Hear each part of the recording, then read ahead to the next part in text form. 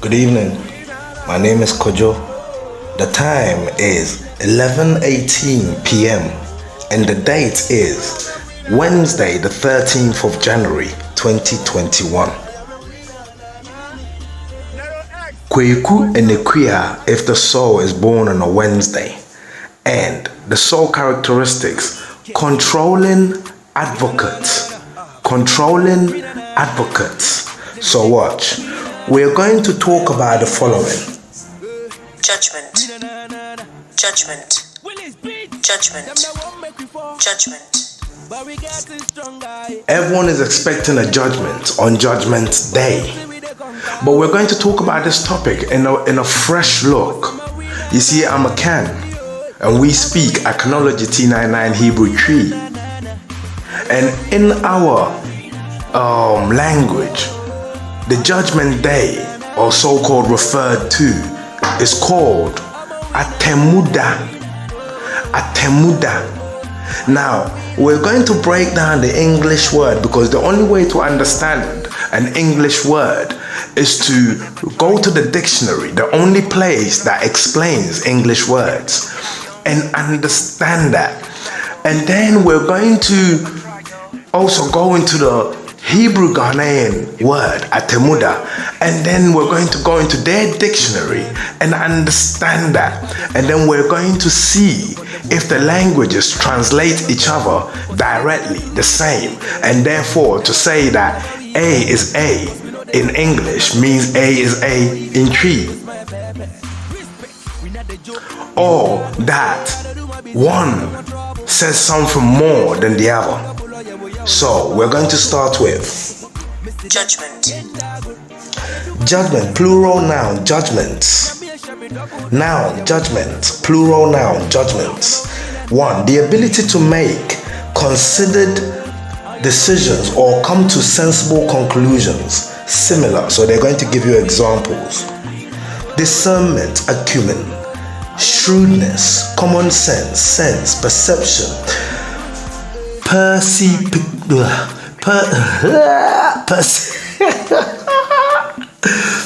Perspicace. We'll come to that another day. I'm a Can. The words are a bit, you understand what I'm saying? Percipience, penetration, acuity, discrimination, wisdom, wit, prudence, sagacity, understanding, intelligence, awareness, sharpness, cleverness, reason, logic, noun, savvy, know-how, horse sense, gumption, grey matter, commons, smart, to my mind, to my way of thinking, as I see it. If you ask me personally, in my book, for my money, an opinion or conclusion, a decision of law or judgment. Similar, verdict, decision, adjudication, ruling, pronouncement, decree, finding, conclusion, determination, sentencing or sentence. 2. Misfortune or calamity viewed as a divine punishment. The events of last week are a judgment on the four of us for our sinful ways. Similar, punishment, retribution, penalty, just desserts. So that's what the English say judgment is.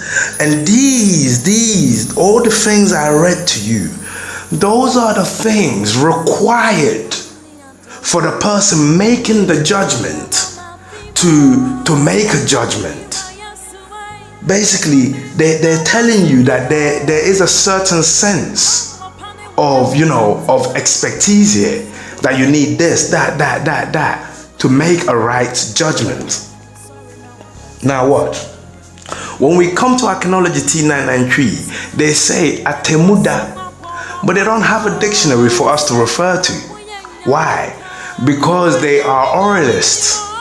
Oralists are people who, what they are meant to write onto paper, they write into the language. So, instead of carrying books around with you to refer to, no, you just speak it. So they said Attenmoda is a phonetic language. There are 3 sentences or 3 words in that one sentence, and it's actually a power phrase. Attenmoda. Attenmoda. What does that mean? The word attem, it is actually the word that denotes judgment on its own. Attem actually means judgment. So everything I just read to you in the English dictionary falls under the equivalence of the word attem. Simple as that. So all the understanding that I read to you, the ability to make considered decisions or come to a sensible conclusion, and then everything that followed, it falls under the direct translation to the word attem. How about the 2 remainder? Muda. Yeah? It's a warning. So not only do they give judgment, but they give a warning to the person making the judgment. The word mu, it means the insides. We're talking evidence here. You're going to make a judgment. You need to delve inside this person you're judging. You need to make sure that your judgment is based on everything that is right. So, attem judgment. Mu, delve into it. Da, the word da means day, as in today's day. So they say the judgment day. So we say Attenmoda, the judgment day. Attem, judgment. Mu, the evidence inside the case. Da, day. Now you see, the word attem, it is also the same word that we used to say the word insult. If someone insults you, that person has diwatem. They have insulted you. Midi watem. I have insulted you. Attem being the word for insult. And I put it to my people that just like Jesus Christ said, for the lack of knowledge my people perish.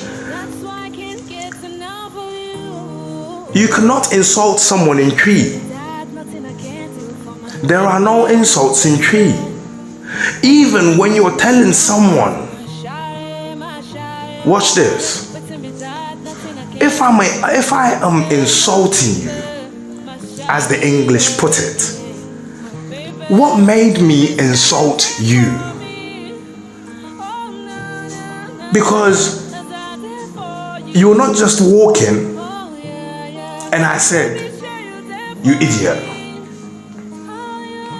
Maybe you were walking and, putting things all over the place. So, I judged you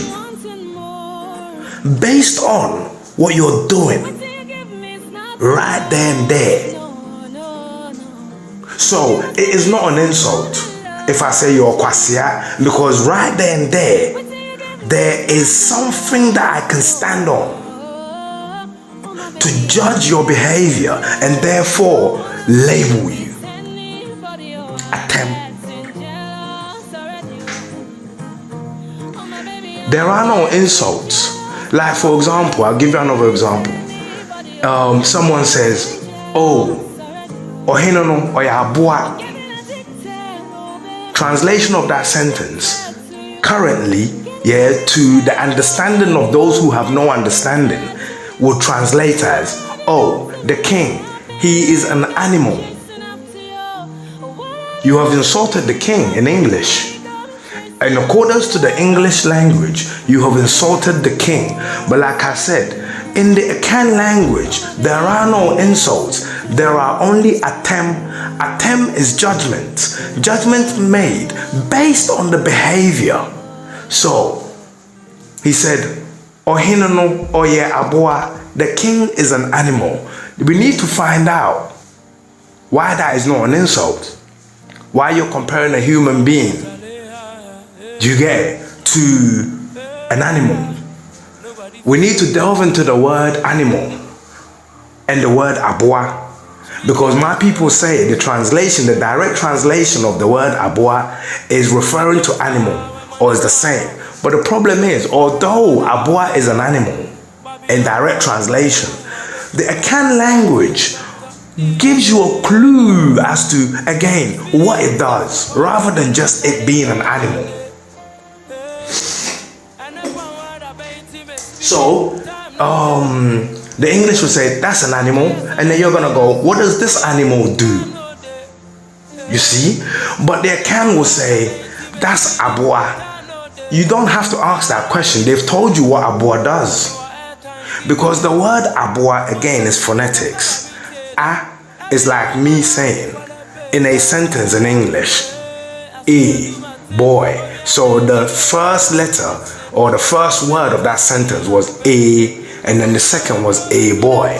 Well, the word aboa that denotes animals is the same concept. Because Akans are phonetics, they do not always put spacing between each letter and each word. But the word aboa is the same as English saying a boy.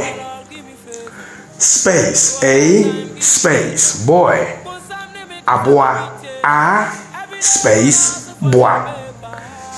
What does the word boa mean? The word boa means help or helper. So aboa doesn't mean animal, although it is referring to an animal. But aboa in actual translation is telling you that this is a useful thing, that this is a helpful thing, that it is a helper. And the proof is that the English then translated it later and gave it to Santa Claus, Santa's little helper, an animal. But the Akan language already tells you that these animals, they help. So, if you turn around and you say, Ohineno oye aboa, I'm gonna turn around and say, Wejimi. If I listen to your reasoning as to why you wanted to insult the king, and yet you call the king a helper. If you wanted to insult the king, then I'm assuming the king hasn't helped you in any way whatsoever, or no form, right? Therefore, the king is not your helper. But you go and you call the king aboa. What else do you want from a king who has helped you? Like the animal does. You have actually praised the person, but people have died. He said, for the lack of knowledge, my people perish. People have died. People have lost their heads because our people no longer remember who they are. Our people no longer remember who they are. Listen to this. I was speaking to a loved one of mine, and he loves me so much. Yeah, he went, listen, my son. You see, we know you very well because you're just like us when we were growing up. You're generous. You like to give. You like to support those that don't have support. You are a man of the many, and you've always been like that since your childhood. You like to hang around with those that others don't want to hang around with. You like to hang around with the poor. But my son, I'm telling you, you see in Ghana, yeah, that you are. That's dangerous. And I said, why? And he said, because you see in Ghana, you see the poor people, they themselves do not respect themselves because they are poor. So, because they do not respect themselves because they are poor, when you, who is not financially in the same situation as them, you're slightly better off. When you associate yourself with them And when you start to joke with them, talk to them, just let go around them, in no time, it is you they will offend. It is you they will insult. It is you they will hurt the most. And then he added, he said, the most dangerous thing is that in Ghana as well, if you turn to chill with the poor, it is them who will organize your murder. It is them who will organize the armed robbers to come to your house. But they will never organize the armed robbers to come to the house of the guy next door to you, who always walks by them and doesn't even say hello to them.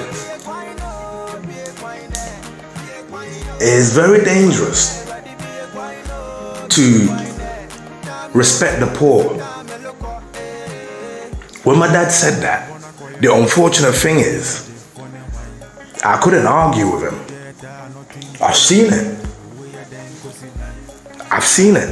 When you befriend, those that are not as fortunate as you in Ghana, when they saw you as being, because when they think you're rich, they put you way above themselves. You're a better human than they are. And that's where they've put you. When you chat to them on a regular basis, with each word you give them, you drop. And there will come a point where you will drop so low that they will see you as below them. And that you don't even deserve what you have, because they thought you were so high up and they didn't realize you were so common. So therefore, why should you have the things you have? And then they plot against you.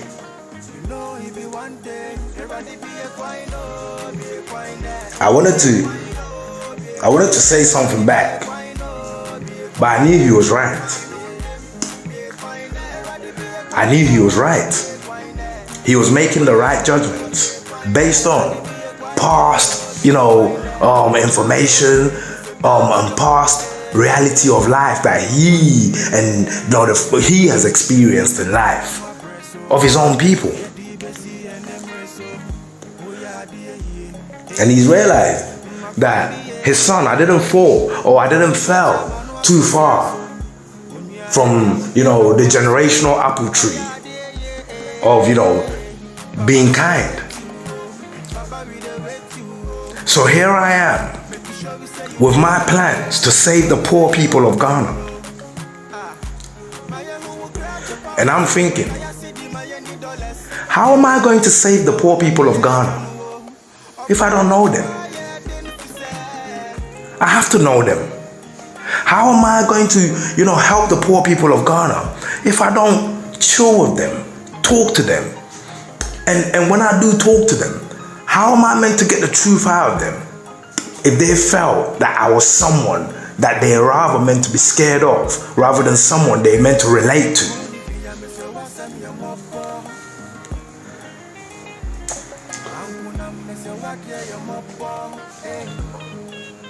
You see what I mean? The people I want to help, they're the people that, truthfully speaking, they will lose respect for you. They will talk about you, gossip.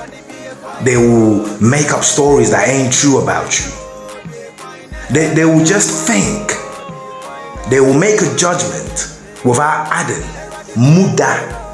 And then it becomes an insult because it's not true. Because you just made attempt. Attempt is an insult. Where is your evidence? What basis do you stand to make that judgment? But that's Ghanaians.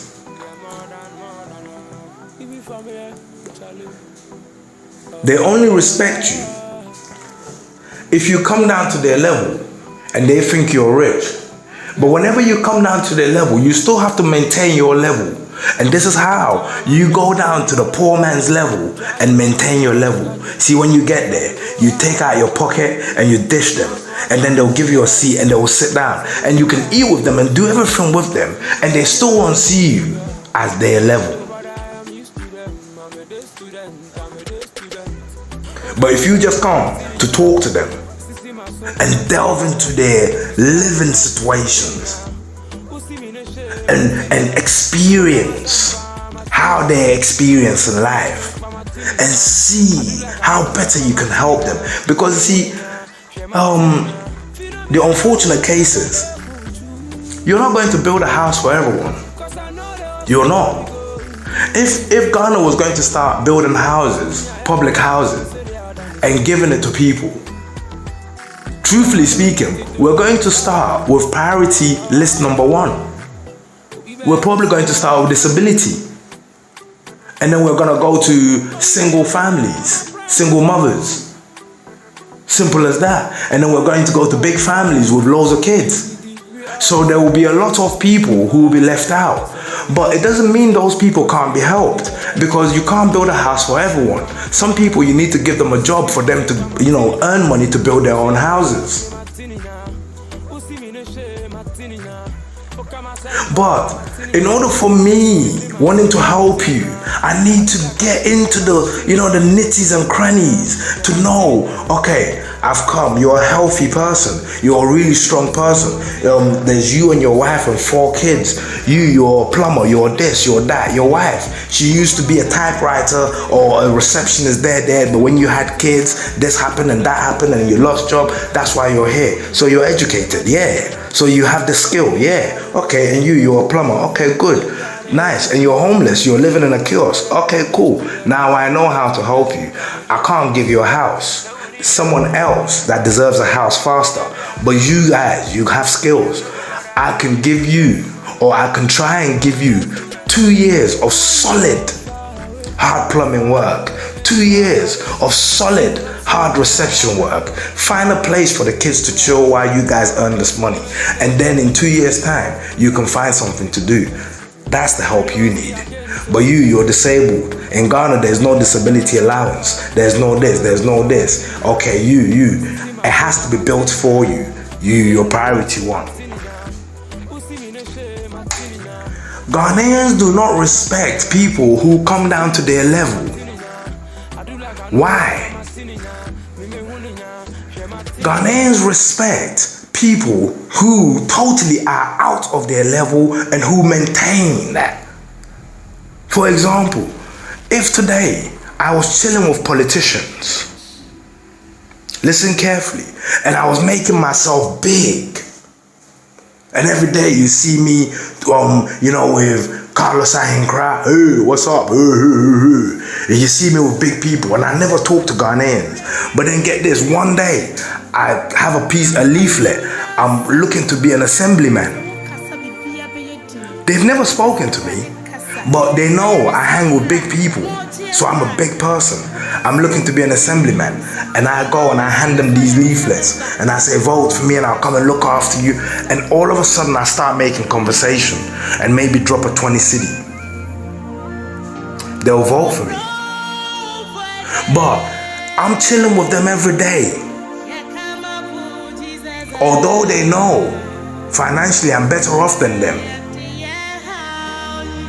Because I don't just give to them just like that. They've actually developed a hate inside them for me. And when I come to them for votes, they will say, that stingy guy that never gives out money, he wants us to vote for him, he thinks the votes are free. And that's when I would know that they think of me lower than them. And this is why Ghanaians are suffering in Ghana. This is why. Let's check out the life story of Nanado. He grew up with the Kennedys. The Kennedys of America. Why? Because his household is from royalty. Not as in royalty like that, but presidential royalty. They've always been political, firepower, this, that, that. Nanado actually doesn't know you. This is the problem. You want someone who can run your country. Yes, you want an intelligent person. You want this, you want that, you want that. Nanado is all that. But you also want someone who knows you, who understands you, who feels you, who maybe lives in a better accommodation than you, but is not afraid to be at your level at any time, to experience it so they can change it.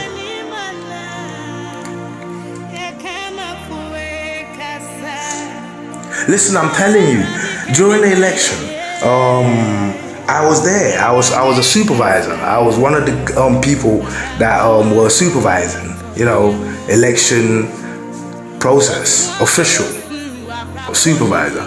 And Carlos Ayankra turned up. You understand what I'm saying? He turned up, beautifully dressed, mightily dressed, you know what I mean?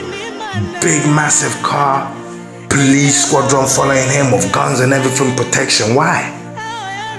Why? Because he's not used to coming down to your level. So he doesn't know you.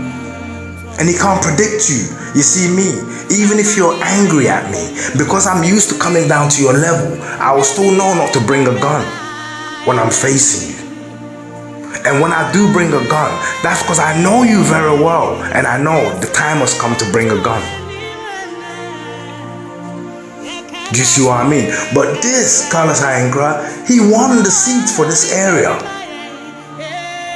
But he still doesn't feel comfortable enough to just run around the area without a police escort. Because he doesn't know you. And just before the election, he came and paid you. So you're not really friends. And after the election, he's gonna go back to his elite friends. You're not gonna see him again.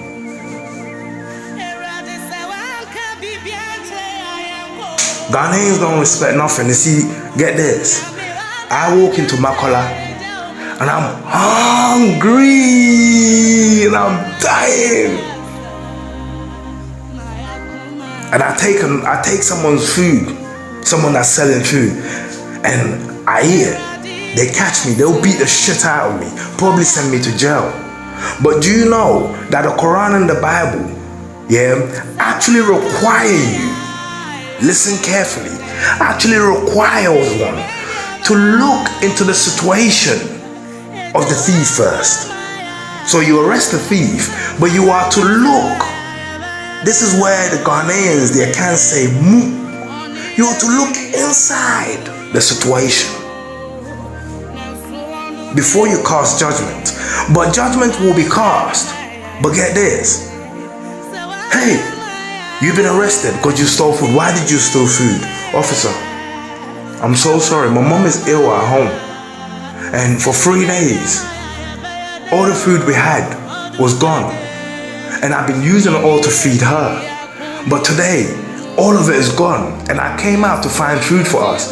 But I was so hungry that I had to find something to eat first before I can go around begging to find food to go and feed my sick mom. Okay, let's go to your house. We get to the house. There's the mom lying in bed, sick. We open the fridge, nothing. In fact, the electricity is not on.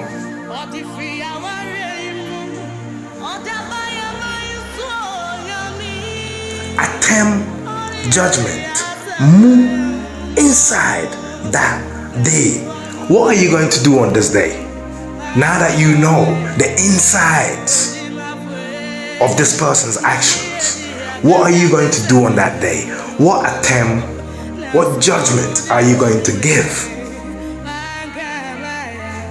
And would it be right to give such a judgment? Would you have reason to feel guilty when you're sleeping one day that maybe you made the wrong judgment? You went to the house, you saw the situation, you saw that life was in peril. Now you're even required now to offer more help.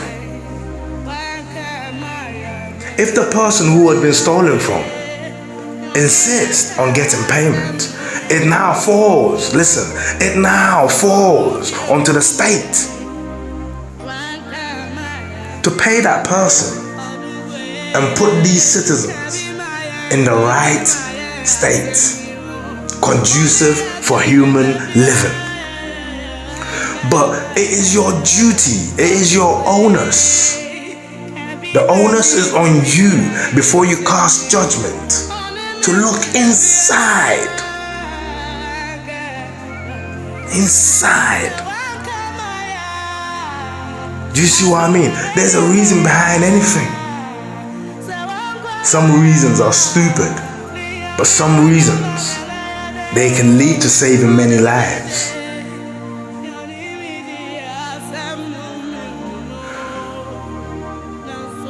As I was saying,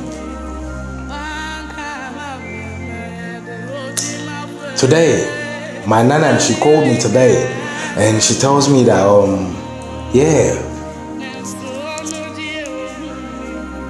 she and Gramps, they went for the vaccine. She had the Astra one, the English one. That's the one she had. And my Gramps, he had the German one.